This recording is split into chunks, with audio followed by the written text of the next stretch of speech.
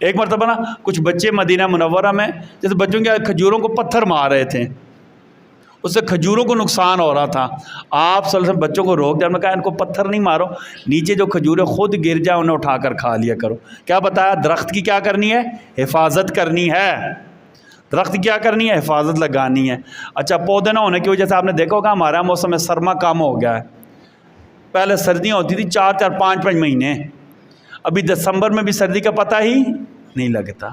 یہ انتہائی نقصان دہ بات ہے، پتہ ہے آپ کو. اچھا، دوسرا ہمارے یہاں گرمی زیادہ ہو گئی ہے، ناقابل برداشت حد تک گرمی ہو گئی ہے، ٹھیک ہے نا. اچھا، بارشوں کا معمول ختم ہو گیا ہے. پہلے پتہ تھا فلاں موسم میں بارشیں ہوں گی، ابھی پتہ نہیں ہوتا.